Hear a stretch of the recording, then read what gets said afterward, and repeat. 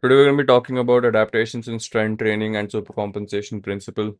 I'm just gonna get right into it. If you're here from Instagram, then this is the longer version of the video. I'm gonna be kind of just talking whatever I can put out from the knowledge that I have. I have a few key points here, and I'm just gonna look at those and talk. I also have this, so I can kind of draw and show stuff to you as well, like the graph, which will come later on. This will be a pretty informative video, so if you're able to stick around, it may help your training out quite a bit. So yeah, that's up to you. And if you're just here from YouTube, you can go check out my Instagram. I have a lot of content there, and I'm gonna keep putting more out. Anyways, let's get into it. All right. So before we speak about adaptation, one of the first things I want to talk about is introduce you on why your body doesn't want to adapt. So again, I spoke of this. A lot of the topics I'm going to talk about today, I have spoken on the reel, but I'm going to be going a little bit more deeper on them. So yeah. So as I mentioned in that as well, one of the major things that your body, like, this is kind of a shocker to some people. Your body does not want to adapt. Your body does not want to grow muscle. Your body does not want to get stronger, and this is a fact. All right. Every single time you train, it's kind of like an argument with your body. All right, wherein your body doesn't want to do something, but you force it to, and that's basically what adaptation is. Uh, Simplified. And your body's entire goal is to kind of make sure that that argument never happens again. So, if I could explain it to you in a simple way, I'm going to say that, let me just look at my points. Homeostasis. Yep. So before we talk about adaptation, we need to talk about why, like, your body resists it, right? And this is a very simple biological principle. It's, again, as I mentioned, it's called homeostasis, and you've probably learned about this in school as well. And it basically talks about how your body spends an enormous amount of energy on a very regular basis, every single second of every single day, in fact, to kind of keep you on a baseline, to maintain a baseline, just to make sure that entropy doesn't kind of fuck your body up. And if again I were to simplify it, uh, a lot of variables go into this: temperature, hormone levels, muscle size, strength capacity. Your body wants everything to be stable and predictable. And if I could give you a good analogy, it would be to think of it like a thermostat. Okay, so they're not really super common here in India, but if you um if you look at homes outside, it's pretty common there. And I'll just explain to you how it works. A thermostat basically is like, if you set a set temperature to a room, it's gonna make sure that the room is at that temperature no matter what it has to do. Even if it could heat the room up to bring it to that temperature, or it could cool the room down. So let's say you set a room to like 25 degrees Celsius. All right. If the room is hotter than that, the thermostat will turn the air conditioner on, and if it's colder than that, it'll turn the heater on. It doesn't really care again what it uses. It only cares about maintaining that baseline. Your body does exactly this. Okay? It does exactly this, but with every single physiological variable inside of your body. It kind of makes your body conservative. It's not, you can't really call your body lazy for this, because it's kind of an evolutionary aspect that you have. From a survival standpoint, it makes sense. Building tissue and uh, gaining more strength costs more energy than you need to spend. So your body doesn't really want to do that voluntarily. And this is also why people who train very casually for years see almost no progress. They don't really give the body a reason to change. So why would it? Their thermostat stayed at 25 degrees. But yeah. So the first thing you need to understand is that adaptation is not a gift. It's not a gift that your body gives you for showing up. It is a forced response to a demand that you placed on your body, which was too significant for it to ignore. All right. I hope you understand that by now. Your body does not want to adapt. All right. Okay. So now let's move on to the actual juicy stuff. Training, how you actually, like, how does this affect training? How does the stress in training affect you, and how, like, this is related? So I gave this example again in my reel. I'm going to go a little bit deeper into this here as well. Look at, like, the arms of any lifter who's, I wouldn't say experienced, but at least been at the gym seriously for a while. They have calluses, and a lot of them who have been, like, very long term lifters, so people who've been lifting for decades, they don't have calluses anymore, but their skin is just tough. It's just rough as fuck. And the reason for that, this is one of the only physical markers of adaptation. Not only, but this is one of the most visible physical markers of adaptation, and is the easiest to notice. This is basically your skin meeting with repeated friction to the point where it cannot comfortably handle it and it kind of tears. So when it grows back in a much tougher manner. And that essentially, again, as I said, is adaptation. Your skin is adapting to the demands posed upon it. And eventually it adapts and adapts to the point wherein your skin never really tears anymore. It just kind of, it just kind of gets damaged a little bit, like it just hurts in the moment a little bit, but it never tears away. All right. And this adaptation, this your body, your skin kind of changing to meet with the demands imposed on it, happens throughout your entire body. And training is exactly this mechanism. It runs way deeper into your muscles, your bones, your nervous system, even your connective tissues, everything. So when you pick up a heavy barbell, you already know that you create stuff like mechanical tension, there's metabolic stress being put, there's microscopic disruption, and you also place a significant demand on your nervous system. But these are not really harmful or damaging in the exact sense of that word, damaging. It's not really damaging per se. It is, but it's a very calculated stress signal. It's kind of one that your body cannot ignore. So if I were to explain to you the exact difference between a damaging stimulus and a stimulus which is, you could say, imposing enough to drive adaptation, is through the GAS model. It's basically a model psychology. I studied this because I studied psychology. I mean, I had a subject in school. So I don't remember who gave this as a theory. I think it was Hans something. It's called the general adaptation syndrome, the GAS model, and it essentially talks about what happens when a biological organism is exposed to a stressor. It kind of has three phases, and our job as while strength training is to kind of stay in the second phase. So the first phase is obviously when you recognize that there is a threat, so your body kind of goes into an alarm phase. All right. The second phase, the most important one, is when it's a resistance phase where it kind of understands what the threat is and it begins to adapt to handle that threat. Okay. This is again our ideal phase, and the third phase only occurs when the stress is either too extreme or too frequent for your body to deal with, so it kind of breaks down, and your entire training career is kind of navigating in between these three phases. The second phase is our most ideal phase because we are able to manage training stress to a point wherein it's not too much to the point where it's going to break our body down or our body is going to give up, and it's not too little to the point where we don't really drive any adaptation. We want to keep it in the middle. Okay. So yeah, I hope you get that. That was like a little side tangent. I just wanted to use the gas model to kind of explain how that worked. And if I'm going to talk about the next topic, it's called super compensation, and it is the most important topic in this video. It's basically like how adaptation kind of works. So I'm just going to draw a graph as well to show it to you guys. Yeah, I'll draw it first and then I'll show it to you. Yeah. So super compensation. This is one of the most important graphs in all of sports science.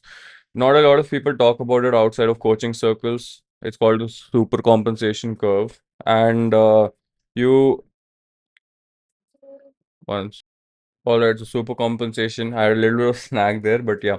So it's basically, again, as I said, not really talked about too much in outside of coaching circles, but it's the most important graph I feel in strength science, and it basically mentions how adaptations actually work. Right. I'm trying to draw this. So there's basically a baseline which you start on, and I feel this is true for other aspects as well, like other skills and all in life. I feel this graph applies to them, and this is like a personal feeling or whatever, but I don't know, I've just felt it.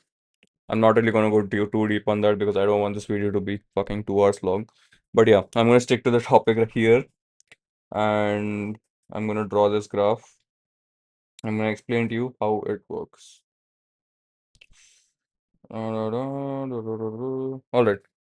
So you start at your baseline, you train, your performance capacity dips because you're fatigued, you recover.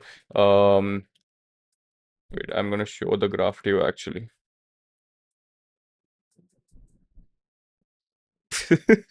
Yeah, wait. Oh my God, bro, what the fuck? Yeah, so this is the graph. This is the graph here. Oh, holy shit. Yeah, can you see it? You can see it. So this essentially is where you begin. This is where you begin training, right? And after training, you obviously have fatigue, where you go here, and this is like your capacity. It goes down. I can't even. Oh my God, wait, I can't. Yeah, yeah. It goes down, and then you recover, obviously.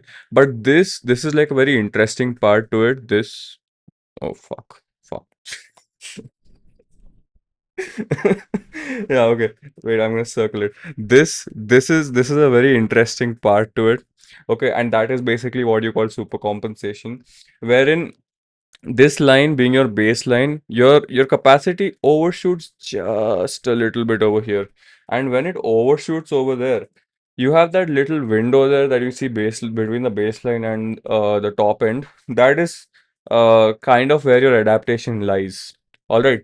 That buffer, that overshoot is your adaptation. This is where you get stronger. And it's a very interesting phenomenon. It always happens. It's not really a one-off thing. It keeps on happening as well. It doesn't really slow down um, as time goes on. Obviously, there's a lot of factors that affect it. So if you look at beginners, they're able to adapt faster and better because their adaptations are more of the nervous system. But I'm going to explain that in like a few minutes as well. So I'm not going to get into that right now. I'm going to go deeper on my analogy that I spoke of on my Instagram video as well, the one where I spoke about the vaccine.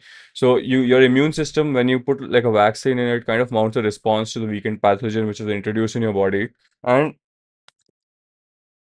it doesn't just fight it off, it kind of, and it doesn't just fight it off and like kind of return to normal. It also builds extra antibodies, and it builds more than necessary for that threat so that if the real version ever shows up, it's over prepared. And super compensation is your muscles and your nervous system kind of being like this, kind of doing this, kind of being over prepared for every single training session which comes after the current one. And the super compensation window, the one which is like above your previous baseline. So fuck. So like, oh my God. Yeah, this one. So this thing, this is the super compensation window, and this thing is essentially, it's not permanent, right?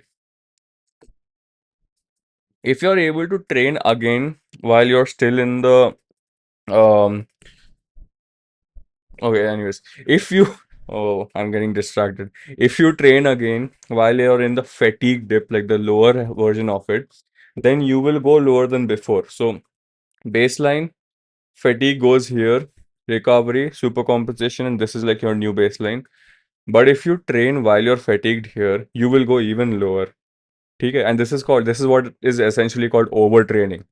And if you train again perfectly within the super compensation window, however, you build from a higher baseline. So this is your baseline, you train here, and now this is your new baseline. You go through the cycle again, you go here, now this is your new baseline, and then it keeps going higher and higher and higher. You get my point? And this is progress. This is like a scientific representation of progress in strength training. And if you wait too long, you kind of miss the window entirely. As I said, it's not permanent. So if you wait too long, you completely miss this window and your baseline goes back to normal and you start from here again. So this is one of the reasons why people kind of stay stagnated. It's called this thing is entirely called stagnation. And this is also one of the reasons why the timing in programming is not really an optional thing. It is kind of centered around the entire mechanism. If you time things wrong, you will miss the adaptation window. Simple as that. The as I was talking about this before, so I told you that beginners progress more in the beginning, right? Nice. So I'm gonna explain how that works right now. So in the first few weeks of like serious training, you see a lot of people progress very significantly, like the strength goes up significantly, but they don't really look any better. Like this is I'm speaking specifically from the example of strength training, powerlifting as kind of. wherein you see them practice structured programming for the first time in their life, and I have personally seen a lot of them wherein they could just rep their previous one rep maxes within a 4 week block, but they don't really look physically any different. And that kind of confuses you, but I'll give you like an analogy for this as well. Think of your muscles as hardware. Okay. Things that are like devices which already exist in your body. And your nervous system is kind of the network connecting all these devices so they're able to talk to each other. When you start training for strength, your hardware is still the same, but the network that connects them, again, I'm going deep into the analogy, just I hope you just understand. Okay? The network that kind of connects them is slow, unreliable, and it's not really efficient at connecting the devices together. As you begin training for strength, your brain and your nervous system get like they get way more efficient at dealing with demands imposed on your body. Hence, um the network kind of improves. It becomes way faster, it becomes way more efficient, it sends signals faster, and the muscles which were already in your body, they actually begin to work. They begin to work in the way that they were meant to for strength, and they begin to coordinate with each other properly. You haven't really built any new hardware or any new tissue, but all the existing one never really worked properly before. So that is kind of one of the reasons why you see a lot of strength gains in the first few weeks of beginning strength training, because whatever you had already finally begins to work efficiently together. The reason why this slows down as time goes on is because adaptation has many spectrums to it. You adapt, as I mentioned, I hope you understood this. The fact that you can adapt on your skin here, on your muscles, tendons, nervous system, there's a lot of um spectrums to adaptation. All right. And it's not just one thing that occurs like just with your muscles or something. And for beginners, the adaptation is more in their nervous system and the improving the efficiency of that. But as time goes on, structural adaptation is what becomes the primary focus. Right. And when structural adaptation becomes the primary focus, you need to kind of build more tissue, if I'm going to simplify it. And this is kind of why beginners who don't really train, they see a lot of progress because the nervous system has the most room to improve. I have like a few points written down here, but I think I wrote them wrong. I wrote structural adaptation, nervous system, beginners, but I think it should have been nervous system, beginners, and then structural adaptation. Anyways, so yeah. Yeah, as I mentioned, beginners, nervous system adaptation, that is kind of the reason why they're able to grow better. And structural adaptation, um, the actual work of building more structural tissue, it takes more time, it's slower, it's harder, but it's permanent. So, it's always a good thing to chase after. They're both two different types of adaptations, but they're both essential. They both happen simultaneously, they both happen at different rates, respond to different variables. But a coach who understands this will program differently for a beginner compared to an intermediate, just because of the leverages. There's different factors affecting both of them, and I've seen this very often with beginners. You give them any sort of a training program, any sort of stimulation. Most people know this is like a side tangent, but this is YouTube, so I can't go on a side tangent. Most people are undertrained as in understimulated. You can handle a lot more volume than you are doing right now. And I speak this like I say this to everybody who's watching this. Okay, you can probably handle a lot more volume than you're doing right now. And most people are understimulated.